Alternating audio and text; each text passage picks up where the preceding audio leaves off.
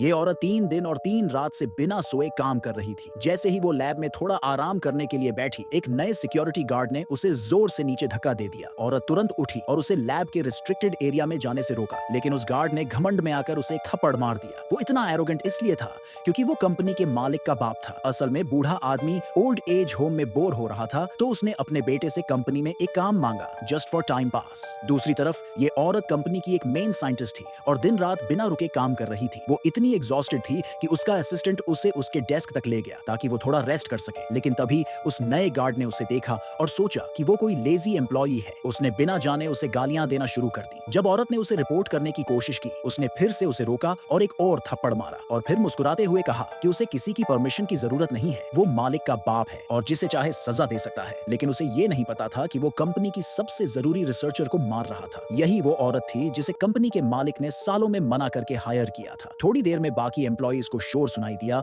और वो सब वहां पहुंच गए। उन्होंने औरत को बचाया और गार्ड को रोका। गार्ड ने सबको धमकी दी कि वो उसे अभी के अभी निकाल देगा, लेकिन सब लोग गुस्से में आ गए और बोले कि अगर वो औरत कंपनी से गई तो पूरी कंपनी क्रैश हो सकती है। फिर भी गार्ड नहीं माना और बोला कि इन यूजलेस लोगों को निकाल के कंपनी बहुत पैसे बचा सकती है। औरत ने कामली समझाने की कोशिश की कि उनका कैंसर रिसर्च प्रोजेक्ट अपने सबसे क्रूशियल स्टेज में है और एक छोटी सी गलती भी सालों की मेहनत बर्बाद कर सकती है। लेकिन गार्ड कुछ सुनने को तैयार नहीं था और जोर देकर बोला कि उस औरत को वहां से निकालो। तभी उसके पास मालिक का कॉल आया। मालिक ने उसे वार्निंग दी कि लैब में एक बहुत इंपॉर्टेंट रिसर्चर है और किसी भी हालत में उसे टच नहीं करना चाहिए। लेकिन गार्ड ने नेम सुने बिना ही कॉल काट दिया क्योंकि उसे लग रहा था कि वो अपना काम सही कर रहा है। मालिक को लगा था कि उसका बाप बस गेट पर बैठा बातें करता है या सोता है। उसे बिल्कुल अंदाजा नहीं था कि इतनी बड़ी प्रॉब्लम होने वाली है। गार्ड अब भी उस औरत को निकालने पर अड़ा हुआ था और जब उसने देखा कि कुछ लोग उसके साथ बाहर जाने को तैयार हैं, तो उसने सोचा कि औरत सबको अपनी तरफ करने की कोशिश कर रही है। इसलिए उसने एक लैब वाले को पकड़कर सबके सामने मार दिया। उसका मकसद था